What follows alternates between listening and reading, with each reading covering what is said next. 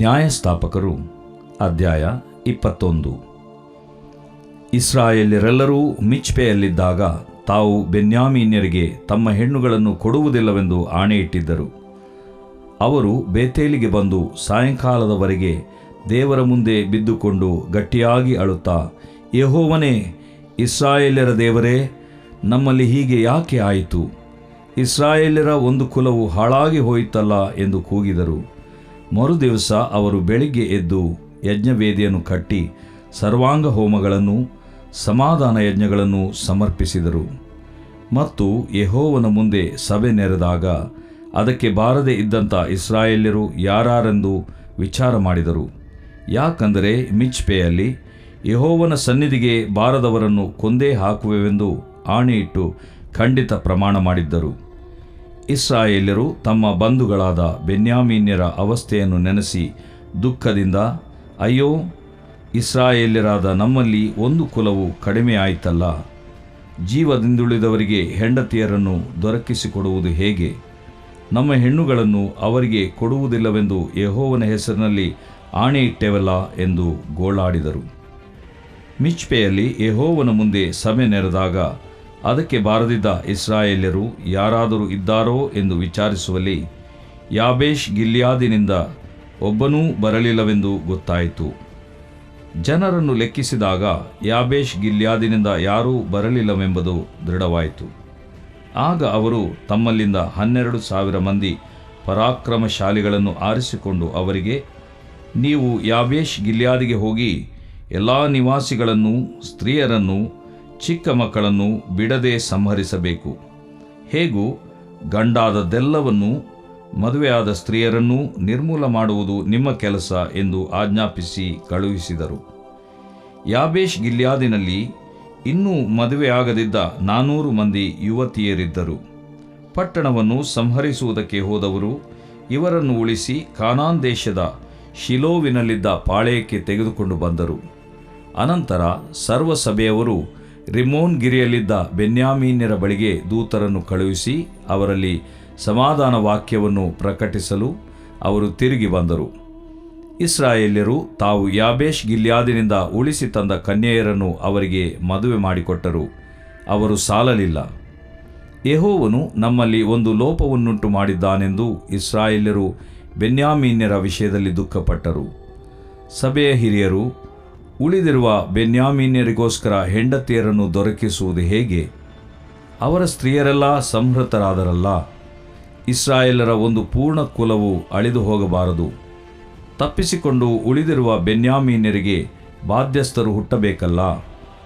ಬೆನ್ಯಾಮೀನ್ಯರಿಗೆ ತಮ್ಮ ಹೆಣ್ಣುಗಳನ್ನು ಕೊಡುವ ಇಸ್ರಾಯೇಲ್ಯರು ಶಾಪಗ್ರಸ್ತರಾಗಲಿ ಎಂದು ಆಣೆಯಿಟ್ಟುಕೊಂಡಿದ್ದೇವಾದ್ದರಿಂದ ನಾವು ಅವರಿಗೆ ನಮ್ಮ ಹೆಣ್ಣುಗಳನ್ನು ಕೊಡುವುದಕ್ಕಾಗುವುದಿಲ್ಲ ಎಂದು ಮಾತಾಡಿಕೊಳ್ಳುತ್ತಿರುವಾಗ ಶಿಲೋವಿನಲ್ಲಿ ವರ್ಷ ಯೆಹೋವನ ಉತ್ಸವ ನಡೆಯುತ್ತದೆಂಬುದು ಅವರಿಗೆ ನೆನಪಿಗೆ ಬಂದಿತು.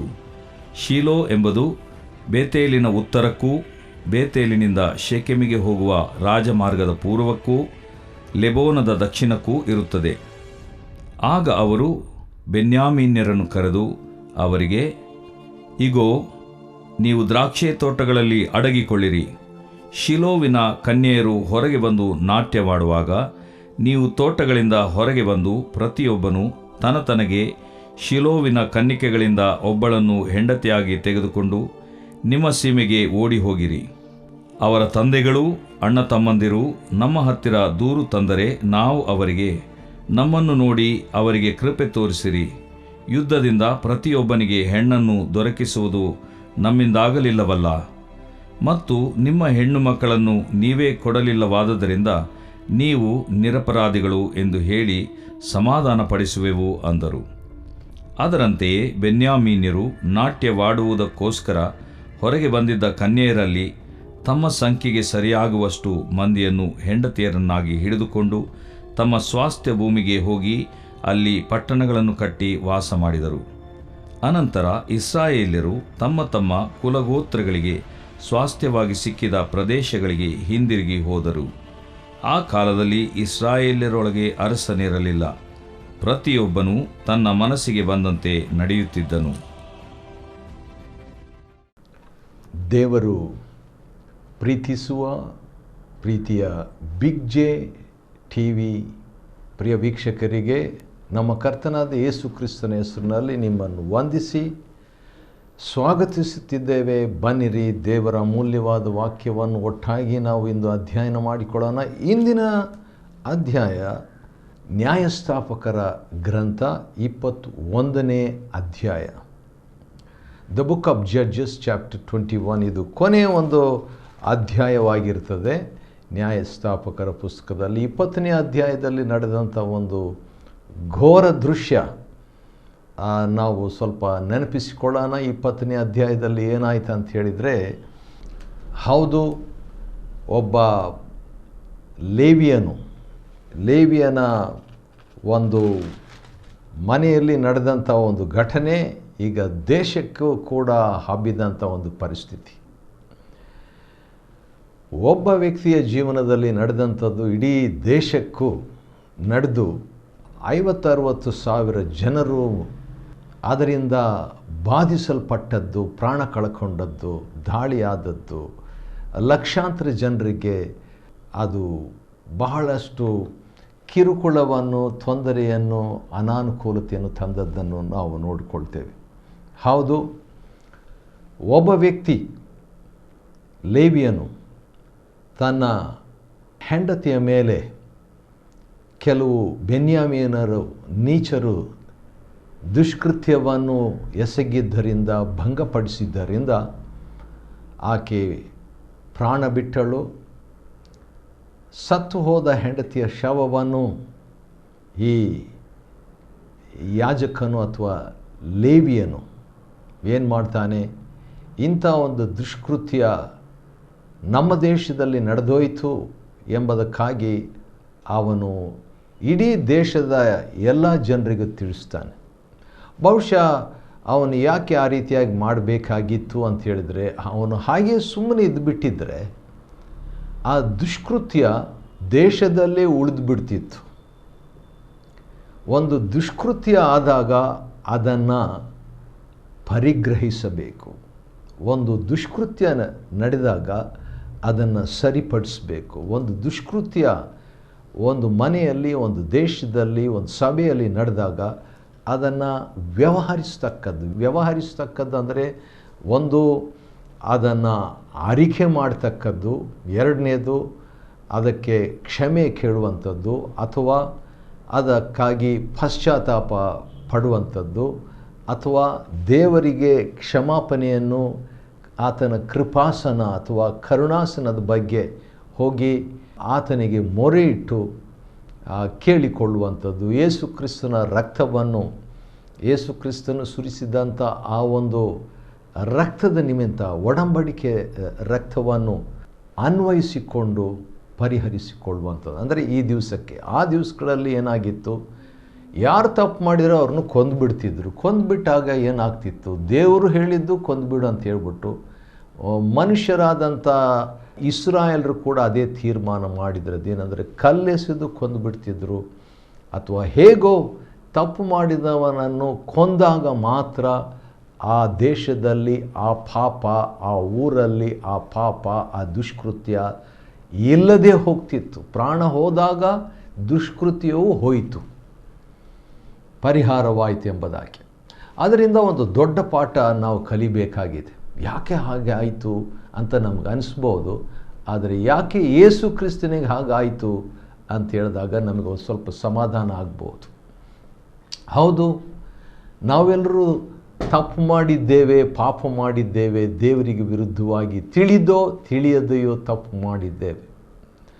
ನಮ್ಮೆಲ್ಲರ ಪಾಪವನ್ನು, ಅಪರಾಧವನ್ನು ದೇವರು ಯೇಸು ಕ್ರಿಸ್ತನ ಮೇಲೆ ಹಾಕಿದ್ದಾಗ ಆತನು ಸಾಯಲೇಬೇಕಾಯಿತು. ಆತನು ಸತ್ತಾಗ ಮಾತ್ರ ದುಷ್ಕೃತ್ಯವು ಇಲ್ಲದೆ ಹೋಗುವಂಥದ್ದು, ಪರಿಹಾರವಾಗುವಂಥದ್ದು, ದೇವರ ಕೋಪ, ದೇವರ ನ್ಯಾಯ ಅದು ಪರಿಹಾರ ಆಗುವಂಥದ್ದು, ಸಂಧಾನವಾಗುವಂಥದ್ದು ಎಂಬುದಾಗಿ.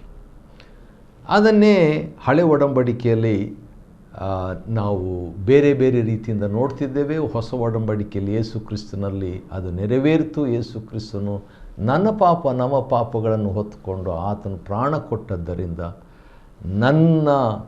ನಮ್ಮ ಪಾಪ ಆತನೊಂದಿಗೆ ಸತ್ತು ಹೋದಂಥ ದಂಡಿಸಿದಂಥ ಒಂದು ಚಿತ್ರ, ಒಂದು ಆತ್ಮಿಕ ಗೂಢಾರ್ಥ ಅದರಲ್ಲಿ ಕಾಣ್ತದೆ.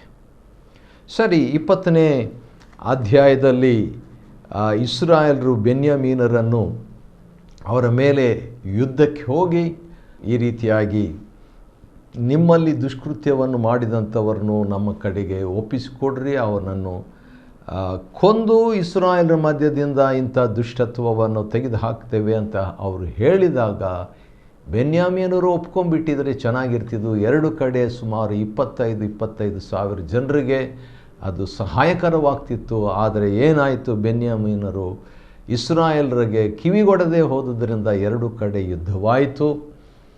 ಮತ್ತೆ ಇಸ್ರಾಯೇಲರು ಯುದ್ಧ ಮಾಡಲಿಕ್ಕೆ ಹೋದಾಗ ಜನರನ್ನು ಕಳ್ಕೊಳ್ತಿದ್ರು.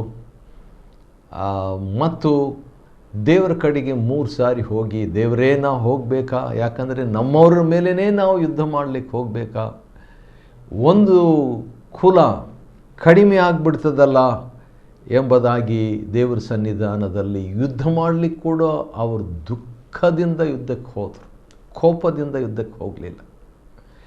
ಯುದ್ಧವಾದ ಮೇಲೆ ಕೂಡ ಅವರು ಬಂದು ಅಳುತ್ತಾ ಇದ್ದರು, ನಮ್ಮವ್ರನ್ನ ನಾವು ಸೋಲಿಸಿಬಿಟ್ಟೇವಲ್ಲ, ನಮ್ಮವರನ್ನು ನಾವು ಅಟ್ಯಾಕ್ ಮಾಡಿಬಿಟ್ಟಿದ್ವಲ್ಲ ಎಂಬಂಥ ಏಕ ಮನಸ್ಸಿನಿಂದ ಅವರೆಲ್ಲರೂ ಸುಮಾರು 4-5 ಲಕ್ಷ ಜನರು ಇಸ್ರಾಯೇಲರು, ಈ ಕಡೆ ನೋಡಿದರೆ ಸುಮಾರು 25,000 ಪ್ಲಸ್ 700 ಯುದ್ಧ ಸನ್ನದ್ಧರಾದಂಥವರು, ಅವರೆಲ್ಲರೂ ಕೂಡ ಹೋಗಿ ಕಡೆಗೆ ಎರಡೂ ಕಡೆ ಕೂಡ ಅನಾಹುತ, ಎರಡೂ ಕಡೆ ಪ್ರಾಣ ನಷ್ಟ. ಈ ರೀತಿಯಾಗೆಲ್ಲ ಆದಮೇಲೆ ಕಡೆಗೆ ಅವರು ಏನು ಮಾಡ್ತಾರೆ, ಹಿಂದಿರುಗಿ ಮತ್ತೆ 21ನೇ ಅಧ್ಯಾಯದಲ್ಲಿ ಎಲ್ಲಿ ಅವರು ಸೇರಿ ದೇವರ ಸನ್ನಿಧಾನದಲ್ಲಿ ತೀರ್ಮಾನ ತಕ್ಕೊಂಡ್ರೋ, ನಾವು ಯಾರ ಕಡೆಗೆ ಇಸ್ರಾಯೇಲರು ಬೇತೇಲಿಗೆ ಹೋಗಿಬಿಟ್ಟು ಒಂದು ತೀರ್ಮಾನ ತಕ್ಕೊಂಡ್ರು. ಈಗ ಇಸ್ರಾಯೇಲರು ಮಿಚ್ಪೆಯಲ್ಲಿದ್ದಾಗ ಅವರೇನು ಮಾಡ್ತಾರೆ, ಬೆನ್ಯಾಮೀನರಿಗೆ ಈ ರೀತಿಯಾಗಿ ಆಯ್ತಲ್ಲ ಅಂತ ಹೇಳ್ಬಿಟ್ಟು ಕೆಲವರಿಗೆ ಉಳ್ಕೊಂಬಿಟ್ಟಿರ್ತಾರೆ. ಅಂಥವರಿಗೆ ಹೆಣ್ಣು ಹೇಗೆ, ಅಂಥವರಿಗೆ ಮದುವೆ ಹೇಗೆ, ಭವಿಷ್ಯ ಹೇಗೆ, ಸಂತಾನ ಹೇಗೆ ಅಂತ ಈಗ ಚಿಂತೆ ಮಾಡ್ತಾ ಇದ್ದಾರೆ ದೇವರ ಸನ್ನಿಧಾನದಲ್ಲಿ. ಯಾಕಂತ ಹೇಳಿದರೆ ಇಸ್ರಾಯೇಲರು ಎಲ್ಲರೂ ಬೆನ್ಯಾಮೀನರಿಗೆ ತಮ್ಮ ಹೆಣ್ಣು ಮಕ್ಕಳನ್ನು ಕೊಡೋದಿಲ್ಲ ಅಂತ ಹೇಳ್ಬಿಟ್ಟು ಅವರು ದೇವರ ಸನ್ನಿಧಾನದಲ್ಲಿ ಆಣೆ ಇಟ್ಟಿದ್ದರು ಯುದ್ಧ ಮಾಡೋದಕ್ಕೆ ಮುಂಚಿತವಾಗಿ. ಈಗ ಅವರಲ್ಲಿ ಕೆಲವು ಜನರು ಉಳ್ಕೊಂಡ್ಬಿಟ್ಟಿದ್ರು, ಸುಮಾರು 600 ಜನರು. 20ನೇ ಅಧ್ಯಾಯ 47ನೇ ವಚನದಲ್ಲಿ 600 ಜನರು ಅರಣ್ಯದ ಮಾರ್ಗವಾಗಿ ಓಡಿ ಹೋಗಿ ರಿಮ್ನೋನ್ ಗಿರಿಯನ್ನು ಸೇರಿ ಅಲ್ಲಿ 4 ತಿಂಗಳು ಬಚ್ಚಿಟ್ಕೊಂಡಿದ್ದರು. ಆದ ಕಾರಣ ಬೆನ್ಯಾಮೀನ್ ಒಂದು ಕುಲನೇ ಆರಿ ಹೋಗಿ ಇಲ್ಲದೆ ಇನ್ನೇನು ಹೋಗ್ಬಿಡ್ತದೆ, ನಾಶವಾಗ್ತದೆ ಎಂಬಂತಹ ಸ್ಥಿತಿಯಲ್ಲಿ ಅವರು ಏನು ಮಾಡಿದರು, ಏನಾದರೂ ಇವರಿಗೆ ಪರಿಹಾರ ಮಾಡಬೇಕಂತ ಹೇಳ್ಬಿಟ್ಟು, ಸರಿ ಯಾರ್ಯಾರು ನಮ್ಮ ಜೊತೆಗೆ ಬೆನ್ಯಾಮೀನರಿಗೆ ವಿರುದ್ಧವಾಗಿ ಯುದ್ಧಕ್ಕೆ ಬರಲಿಲ್ಲ ಲೆಕ್ಕ ಹಾಕಿರಿ ಅಂತ ನೋಡಿದರು. ಯಾಕಂದರೆ ಒಂದು ತೀರ್ಮಾನ ತಗೊಂಡ್ರು, ಎಲ್ಲರೂ ಯುದ್ಧಕ್ಕೆ ಹೋಗಬೇಕು, ಎಲ್ಲರೂ ಏಕ ಮನಸ್ಸಿಂದ ಹೋಗಬೇಕು, ಯಾರು ಬರಲಿಲ್ವೋ ಅವರು ಸಂಹಾರವಾಗಬೇಕು.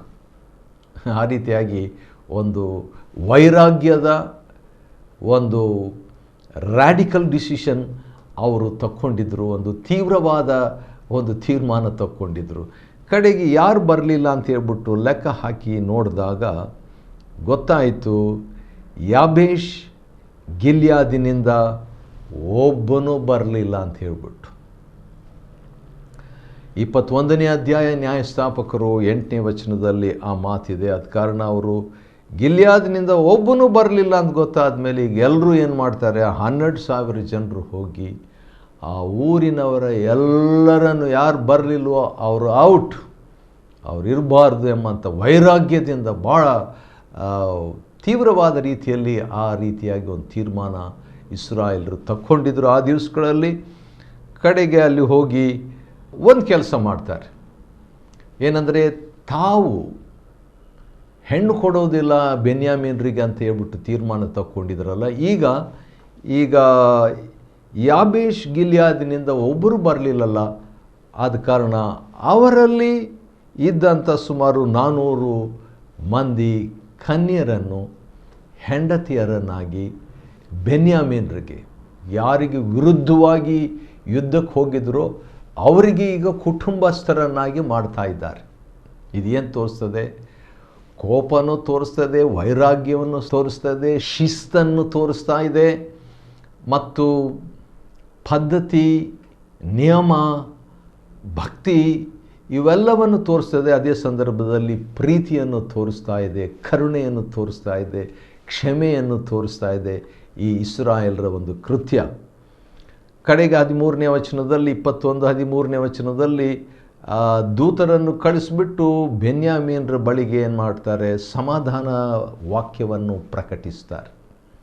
ಯುದ್ಧ ಆಯಿತು, ಎರಡೂ ಕಡೆಯೂ ನಷ್ಟ ಆಯಿತು, ಪ್ರಾಣ ನಷ್ಟ ಆಯಿತು, ಘೋರವಾಯಿತು. ಆದರೆ ಈಗ ನಾವು ಸಮಾಧಾನದಿಂದ ಇರೋಣ ಅಂತ ಹೇಳ್ಬಿಟ್ಟು ಯಾಬೇಷ್ ಗಿಲ್ಯಾದಿನಿಂದ ಅವರಿಗೆ ತಂದಂಥ ಕನ್ಯರನ್ನು 14ನೇ ವಚನದಲ್ಲಿ ಮದುವೆ ಮಾಡಿ ಕೊಟ್ಟರು. ಅವರಿಗೊಂದು ಒಳ್ಳೆಯದನ್ನು ಮಾಡಿದರು. ಯಾಕಂದರೆ ಅವರು ವೈರಿಗಳಲ್ಲ, ತಮ್ಮವರೇ ಆದರೂ ತಪ್ಪು ಮಾಡಿದ್ರಲ್ಲ, ತಪ್ಪು ಮಾಡಿದ್ದಕ್ಕೆ ಅವರು ಯುದ್ಧ ಮಾಡಬೇಕಾಯಿತು. ದೇವರು ಸನ್ನಿಧಾನದಲ್ಲಿ ಆ ತೀರ್ಮಾನ ತಕ್ಕೊಂಡು ಹೋದರು. ಕಡೆಗೆ ಏನಾಯಿತು? ಅವರು ಕುಟುಂಬವಾಗಿ ಅವರು ಹರಸಿದರು, ಆಶೀರ್ವದಿಸಿದರು. ಬೆನ್ಯಾಮೀನರನ್ನು ಅವರು ಆಧರಿಸಿದರು ಅಂತ ಹೇಳ್ಬೋದು. ನ್ಯಾಯಸ್ಥಾಪಕರ ಪುಸ್ತಕದಿಂದ ನಾವು ಕಲಿಯುವಂಥ ಪಾಠಗಳು ಏನು? 1ನೇ ಅಧ್ಯಾಯದಿಂದ ಹಿಡಿದು 21ನೇ ಅಧ್ಯಾಯದವರೆಗೆ ಈ ನ್ಯಾಯಸ್ಥಾಪಕರ ಪುಸ್ತಕವನ್ನು ನಾವು ಅಧ್ಯಯನ ಮಾಡಿದ್ದೇವೆ. ಇದರಲ್ಲಿ ಮೊದಲು ಮೋಶೆ ಇಸ್ರಾಯೇಲರನ್ನು ಐಗುಪ್ತ ದೇಶದಿಂದ ಬಿಡಿಸಿ 430 ವರ್ಷಗಳು ಐಗುಪ್ತ ದೇಶದಲ್ಲಿ ಇದ್ದರು ಇಸ್ರಾಯೇಲರು. ಅಂಥವರನ್ನು ಅದ್ಭುತ ಸೂಚಕ ಕಾರ್ಯಗಳಿಂದ ಮೋಶೆ, ಆರೋನರು ದೇವಜನರನ್ನು, ಅವರಲ್ಲಿ ಗಂಡಸರು ಮಾತ್ರ ಅಥವಾ ಯುದ್ಧ ವೀರರು ಮಾತ್ರ 6 ಲಕ್ಷ ಜನರಿದ್ದರು. ಹೆಂಗಸರು, ಮಕ್ಕಳು, ಲೇವಿಯರು, ಮಿಶ್ರ ಜನಾಂಗದವರೆಲ್ಲ ಸೇರಿ ಒಂದು 30 ಲಕ್ಷ ಜನರಿರ್ಬೋದು. 30 ಲಕ್ಷ ಜನರನ್ನು ಮೋಶೆ ಐಗುಪ್ತ ದೇಶದಿಂದ ಕರ್ಕೊಂಡು ಬರ್ತಾ ಇದ್ದಾನೆ. ಸುಮಾರು 40 ವರ್ಷಗಳು ಪ್ಲಸ್ ಆಗಿದ್ದವು. 40 ವರ್ಷಗಳು ಆ ರೀತಿಯಾಗಿ ಕರ್ಕೊಂಬರುವಾಗ ಗೊಣಗುಟ್ಟಿದರು, ಅವಿಶ್ರಾಂತರಾದರು, ದೇವರ ಮೇಲೆ ನಂಬಿಕೆ ಇಡಲಿಲ್ಲ. ದೇವಜನರೇ ಆದರೂ ಕೂಡ ಅಪನಂಬಿಕೆಯಿಂದ ಇದ್ದರು, ಅವಿಶ್ರಾಂತರಾದರು, ಗೊಣಗುಟ್ಟಿದರು. ಅದರ ನಿಮಿತ್ತವಾಗಿ ಬಹುಶಃ ಒಂದು ದಿನಕ್ಕೆ 300 ಜನರು ಸಾಯ್ತಾ ಇದ್ದರು. 300 ಜನ ಸುಮಾರು ಹುಟ್ಟುತ್ತಾ ಇದ್ದರು. ಆದರೂ ಪ್ರಯಾಣ ನಿಲ್ಲಿಸಲಿಲ್ಲ. ಯಾಕಂದರೆ ಯಾವಾಗ ರಾತ್ರಿಯಲ್ಲಿ ಅಗ್ನಿಸ್ತಂಭ, ಹಗಲೊತ್ತಿನಲ್ಲಿ ಮೇಘಸ್ತಂಭ ಅವರು ನಡೆಸಿದಾಗ, ಅದು ಮೂವ್ ಆದಾಗ ಇವರು ಮೂವ್ ಆದರು. ಆ ರೀತಿಯಾಗಿ ಬಂದು ಕಡೆಗೆ ಕಾನಾನ್ ದೇಶಕ್ಕೆ ತಲುಪುವುದಕ್ಕೆ ಮುಂಚಿತವಾಗಿ ದೇವರು ಹೇಳಿದರು ಮೋಶೆಗೆ, ನೀನು ಕಾನಾನ್ ದೇಶ ಸೇರಬಾರ್ದು ಅಂತ ಹೇಳ್ಬಿಟ್ಟು. ಆ ರೀತಿಯಾಗಿ ಹೇಳಿದಾಗ ಮೋಶೆ ಕಾನಾನ್ ದೇಶವನ್ನು ದೂರದಿಂದ ನೋಡಿದನು.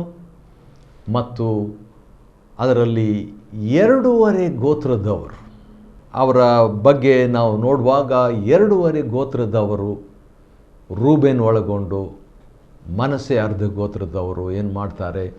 ಅವರು ಈಚೆನೇ ಉಳ್ಕೊಂಡ್ಬಿಡ್ತಾರೆ. ಉಳಿದಂಥ 9.5 ಗೋತ್ರದವರು ಕಾನಾನ್ ದೇಶದ ಒಳಗೆ ಪ್ರವೇಶಿಸ್ತಾರೆ. ಯೆಹೋಶುವನ ನಾಯಕತ್ವದಲ್ಲಿ ಅವರು ಹೋಗ್ತಾರೆ. ಯೆಹೋಶುವನ ಅವರನ್ನು ನಡೆಸಿ ಅದ್ಭುತ ಕಾರ್ಯಗಳನ್ನು, ಸೂಚಕ ಕಾರ್ಯಗಳನ್ನು ಮಾಡಿ ಹೆಚ್ಚಿನ ಅಂಶ ಒಂದು ಯುದ್ಧದಲ್ಲಿ ಕೂಡ ಸೋಲಿಲ್ಲದೆ, ಒಂದು ಕಡೆ ಮಾತ್ರ ಎಂಬಂಥ ಕಡೆಯಲ್ಲಿ ಅವರಿಗೆ ಸೋಲಾಯಿತು. ಅದು ಚಿಕ್ಕ ಸೋಲು, ದೊಡ್ಡ ಸೋಲಲ್ಲ. ಹೆಚ್ಚಿನ ಅಂಶ ಅವರಿಗೆ ಜಯದಿಂದ ಜಯ ಯೆಹೋಶುವನ ಮುಖಾಂತರ ಉಂಟಾಯಿತು. ಯೆಹೋಶುವನು ಅಂದರೆ ಹೀಬ್ರೂ ಭಾಷೆಯಲ್ಲಿ ಯೇಸು ಎಂಬುದಾಗಿ ಅರ್ಥ. ಯೇಸುವಿನ ಮುಖಾಂತರವಾಗಿ ಅಂದರೆ ಯೆಹೋಶುವನ ಮುಖಾಂತರವಾಗಿ, ಯೆಹೋವನ ರಕ್ಷಿಸುವನೆಂಬಂಥ ಹೆಸರುಳ್ಳ ವ್ಯಕ್ತಿಯ ಮುಖಾಂತರವಾಗಿ ಜಯದ ಮೇಲೆ ಜಯ ಅವ್ರಿಗೆ ಸಿಕ್ತು. ಯೆಹೋಶುವನು ಕೂಡ ಮೃತಪಟ್ಟ ನಂತರ ನ್ಯಾಯಸ್ಥಾಪಕರ ಒಂದು ಕಾಲ ಪ್ರಾರಂಭವಾಯಿತು. ಅರಸರು ಇರಲಿಲ್ಲ. ನ್ಯಾಯಸ್ಥಾಪಕರಲ್ಲಿ ಮೊದಲನೆಯವನು ಒತ್ನಿಯೇಲ್ ಅಂತ ಹೇಳಿದರೆ ದೇವರ ಶಕ್ತಿ ಎಂಬಂಥ ಹೆಸರುಳ್ಳ ವ್ಯಕ್ತಿ. ಕಾಲೇಬನ ಅಳಿಯ. ಕಾಲೇಬನು ತನ್ನ ಮಗಳನ್ನು ಅವನಿಗೆ ಕೊಟ್ಟಿದ್ದನ್ನು ಅವನು ದೇವ ಜನರನ್ನು ನೋಡ್ಕೊಳ್ತೀನಿ. ಕೊನೆಯ ಒಬ್ಬ ನ್ಯಾಯಸ್ಥಾಪಕನು ಸಂಸೋನನು. 40 ಅಂದರೆ 1ರಿಂದ 14ನೇ ಮೊದಲನೇ ನ್ಯಾಯಸ್ಥಾಪಕನು ಒತ್ನಿಯಲ್ನು, 14ನೇ ನ್ಯಾಯಸ್ಥಾಪಕನು ಸಂಸೋನನು. ಈ ರೀತಿಯಾಗಿ ಕೆಲವು ವರ್ಷಗಳು ತಪ್ಪು ಮಾಡಿದಾಗ ಅನ್ಯರವರನ್ನು ದಬ್ಬಾಳಿಕೆ ಮಾಡುವಂಥದ್ದು, ದೇವರಿಗೆ ಮೊರೆ ಇಟ್ಟಾಗ ದೇವರು ಒಬ್ಬ ನ್ಯಾಯಸ್ಥಾಪಕನನ್ನು ಎಬ್ಬಿಸಿ ಅವರನ್ನು ನಡೆಸುವಂಥದ್ದು. ಆ ರೀತಿಯಾಗಿ ಅವರು ಮುಂದೆ ಸಾಗಿದರು. ನ್ಯಾಯಸ್ಥಾಪಕರ ಕಾಲದಲ್ಲಿ ಕೆಲವು ಅಹಿತಕರವಾದ ಘಟನೆಗಳು ನಡೆದಂಥದ್ದು ನಾವು ಕೊನೆಯ 3-4 ಅಧ್ಯಾಯಗಳಲ್ಲಿ ನಾವು ನೋಡ್ತೇವೆ. 17ನೇ ಅಧ್ಯಾಯದಿಂದ ಮೀಕನ ಎಂಬಂಥ ವ್ಯಕ್ತಿಯ ಕಥೆ, ಪ್ರತಿಯೊಬ್ಬೊಬ್ಬರು ತಮ್ಮ ಇಷ್ಟ ಪ್ರಕಾರವಾಗಿ ನಡ್ಕೊಂಡದ್ದು. ಆನಂತರ ಬೆನ್ಯಾಮೀನರ ವಿರುದ್ಧವಾಗಿ ಇಸ್ರಾಯೇಲರು ಹೋದದ್ದು. ಇವೆಲ್ಲ ನಾವು ನೋಡಿ ಕೊನೆಗೆ 21ನೇ ಅಧ್ಯಾಯ ಆ ರೀತಿಯಾಗಿ ಮುಕ್ತಾಯವಾಗ್ತದೆ. ಈ ನ್ಯಾಯಸ್ಥಾಪಕರ ಕಾಲದಲ್ಲಿ, ಅಂದರೆ ನ್ಯಾಯಸ್ಥಾಪಕರ ಆಳ್ವಿಕೆಯಲ್ಲಿ ನಡೆದಂಥ ಇನ್ನೊಂದು ಕತೆ ಋತಳ ಒಂದು ಜೀವನವಾಗಿರ್ತದೆ. ಈ ನ್ಯಾಯಸ್ಥಾಪಕರ ಕಾಲದಿಂದ ನಾವು ಕಲಿಯುವಂಥ ಒಂದು ಸಂಗತಿ ಏನಂದರೆ, ಒಬ್ಬ ನಾಯಕನ ಪ್ರಭಾವ ಎಷ್ಟು ಮಹತ್ತಾದದ್ದು. ಒಂದು ವಾಕ್ಯ ನನಗೆ ನೆನಪಿಗೆ ಬರುತ್ತಾ ಇದೆ, ಅದನ್ನು ನಾನು ಓದ ಬಯಸ್ತೇನೆ. ಕೀರ್ತನೆಯಲ್ಲಿ ಇರುವಂಥ ಒಂದು ವಾಕ್ಯ, ಕೀರ್ತನೆ 141 ಮತ್ತು ಅದರಲ್ಲಿ 5ನೇ ವಚನ ಈ ರೀತಿಯಾಗಿದೆ. 141:5, ನೀತಿವಂತರು ನನ್ನನ್ನು ಹೊಡೆಯಲಿ, ಅದು ನನಗೆ ಉಪಕಾರ. ಅವರು ಯಾರು? ನೀತಿವಂತರು ನನ್ನನ್ನು ಶಿಕ್ಷಿಸಲಿ, ಅದು ನನ್ನ ತಲೆಗೆ ಎಣ್ಣೆಯಂತಿದೆ. ನನ್ನ ತಲೆಯು ಅದನ್ನು ಬೇಡವೆನ್ನದಿರಲಿ. ಆದ ಕಾರಣ ಆತ್ಮಿಕ ನಾಯಕರು ನಮ್ಮ ಜೀವನದಲ್ಲಿ ಅಗತ್ಯ. ಆತ್ಮಿಕ ನಾಯಕರು ದೇಶವನ್ನು ಆಳುವಂಥದ್ದು ಅಗತ್ಯವಾಗಿತ್ತು ಆ ದಿವಸಗಳಲ್ಲಿ, ಇಸ್ರಾಯೇಲರ ಕಾಲದಲ್ಲಿ. ಹೌದು, ಅದು ಅವರಿಗೆ ಸಹಾಯಕರವಾಗಿತ್ತು. ನಮ್ಮ ವೈಯಕ್ತಿಕ ಜೀವನದಲ್ಲಿ, ನಮ್ಮ ಕುಟುಂಬ ಜೀವನದಲ್ಲಿ, ನಮ್ಮ ಸಭಾ ಜೀವನದಲ್ಲಿ ಕೂಡ ದೇವರು ಅಭಿಷೇಕಿಸಿದ ನಾಯಕರ ಅವಶ್ಯಕತೆ ಇದೆ. ಆತ್ಮಿಕ ತಂದೆಗಳಾಗಿರುವಂಥ ಆತ್ಮಿಕ ನಾಯಕರ ಅವಶ್ಯಕತೆ ನಮಗಿದೆ. ಅವರಿಗೆ ಅಧೀನರಾದಾಗ ಅದರಿಂದ ನಮಗೆ ಅಭಿಷೇಕ, ಸುಭದ್ರತೆ, ಅದರಿಂದ ನಮಗೆ ಆತ್ಮಿಕ ಬೆಳವಣಿಗೆ, ಆತ್ಮಿಕ ಭದ್ರತೆ, ದೇವರ ಮೆಚ್ಚುಗೆ, ದೇವರ ಅನುಮೋದ ನಮಗೆ ಲಭ್ಯವಾಗ್ತದೆ. ಆ ರೀತಿಯಾಗಿ ಬಾಳುವಂತೆ ದೇವರು ನಮ್ಗೆ ಸಹಾಯ ಮಾಡಲಿ. ನ್ಯಾಯಸ್ಥಾಪಕರ ಪುಸ್ತಕವನ್ನು ನಾವು ಅಧ್ಯಯನ ಮಾಡಿಕೊಳ್ಳುವಂತೆ ದೇವರು ಕೊಟ್ಟ ಕೃಪೆಗಾಗಿ ಆತನಿಗೆ ಸ್ತೋತ್ರವಾಗಲಿ. ದೇವರು ನಿಮ್ಮನ್ನು ಆಶೀರ್ವದಿಸಲಿ.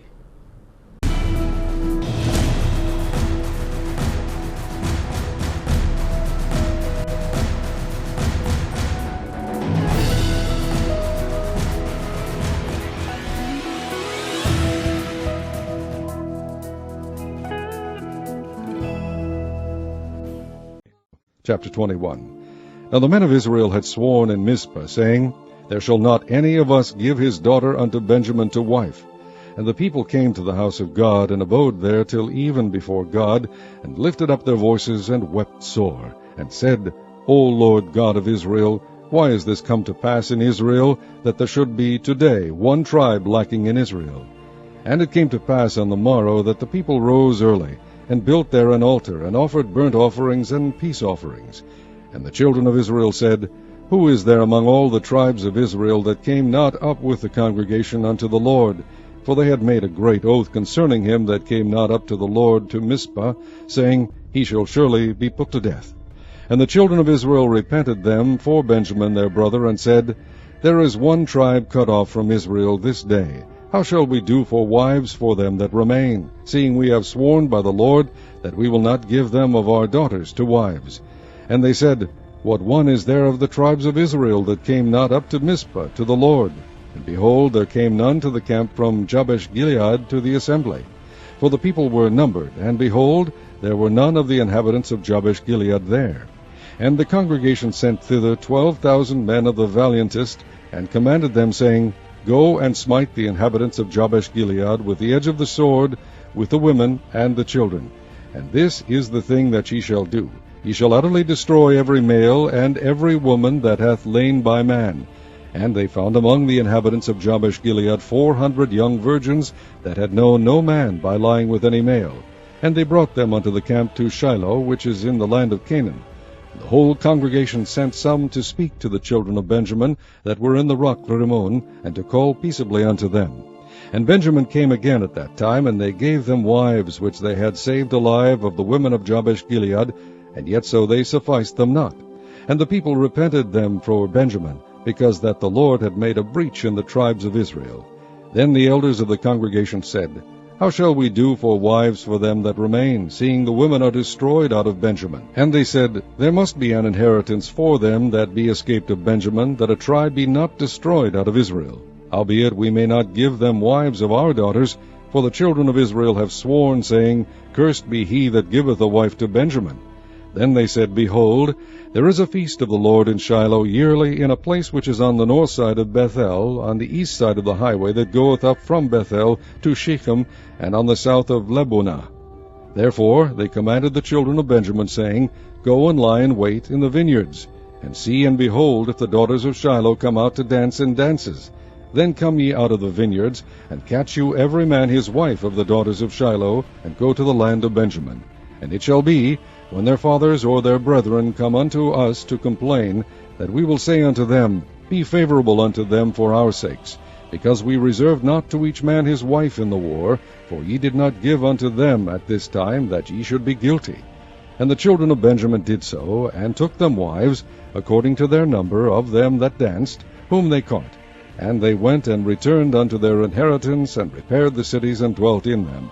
And the children of Israel departed thence at that time, every man to his tribe and to his family, and they went out from thence, every man to his inheritance. In those days there was no king in Israel, every man did that which was right in his own eyes.